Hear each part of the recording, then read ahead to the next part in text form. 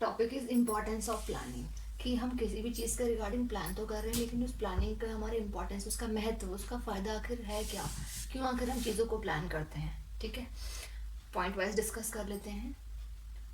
First point is helpful in controlling, कि अगर हमें जो प्लान, हम किसी भी चीज़ के रिगार्डिंग अगर हम प्लान कर रहे हैं, तो उस प्लानिंग की हेल्प से क्या होता है कि हम चीज़ों पर अपना कंट्रोल, अपना नियंत्रण बना पाते हैं। क्योंकि प्लानिंग का मतलब ही है कि आप काम को करने से पहले उसके बारे में सोच विचार कर रहे हैं कि वो काम कब करना है, कैसे करना है, क्यों करना है, किस तरीके से करना है। ठीक है, तो अब आप किसी काम को करने के लिए इतना सोच विचार करेंगे तो क्या होगा, हर एक चीज़ पर आपका मैक्सिमम कंट्रोल रहेगा, नियंत्रण रहेगा।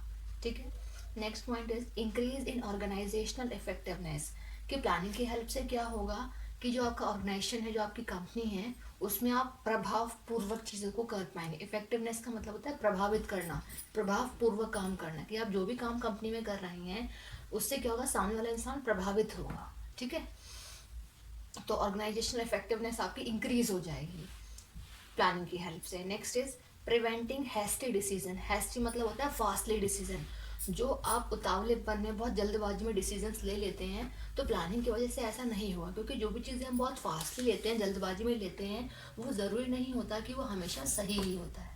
ठीक है, तो जल्दबाजी वाले हमारे जो निर्णय होते हैं, उस चीज़ से बचाव करती है प्लानिंग, क्योंकि प्लानिंग में हम चीज़ों को बहुत सोच समझ करके काम को करते हैं। ठीक है, हर तरीके से चीज़ को सोच लेते हैं, उसका नेगेटिव पॉजिटिव पॉइंट सभी। तो जो हमारे हैस्टी डिसीजंस होता है उसको प्रिवेंट करता है planning. Next is increase in moral and motivation, कि प्लानिंग की हेल्प से क्या इंक्रीज होता है, मोरल। जो लोग बाग कंपनी में काम कर रहे हैं, जो एम्प्लॉयज़ कंपनी में काम कर रहे हैं, उनका मनोबल जो है वो हाई हो जाता है, और जो उनकी मोटिवेशन, जो उनकी अभिप्रेरणा है, ठीक है, जो उनका प्रेरित करने वाला जो लेवल होता है वो हाई हो जाता है। इट मीन्स जो हमारी कंपनी में एम्प्लॉय काम कर रहे हैं वो मोटिवेट रहते हैं काम को करने के लिए, और उनका मनोबल हाई हो जाता है काम को करने के लिए, क्योंकि कंपनी में जो भी काम हो रहा है वो with the help of planning होता है। नेक्स्ट इज इफेक्टिव कम्युनिकेशन, कि जो भी हम कंपनी में कम्युनिकेट कर रहे हैं, बातचीत कर रहे हैं, वो बहुत ही इफेक्टिव हो जाती है, बहुत ही प्रभावपूर्वक होती है। क्योंकि हम कंपनी में जो कुछ भी कम्युनिकेट करेंगे with the help of planning, वो चीज़ें बहुत क्लियर कट हो जाएंगी, मिसअंडरस्टैंडिंग क्रिएट उसमें नहीं होंगी, टाइम टू टाइम चीज़ें होंगी, तो ये प्रॉब्लम अराइज नहीं होगी। Next is to concentrate the mind on objective, कि प्लानिंग की हेल्प से क्या होगा, हम कंसंट्रेट कर पाएंगे किस चीज़ पर, अपने ऑब्जेक्टिव पर, कि हमारा उद्देश्य क्या है, किस चीज़ का रिगार्डिंग हम प्लान कर रहे हैं, उस चीज़ पर हम कंसंट्रेट, उस चीज़ पर हम फोकस कर पाएंगे।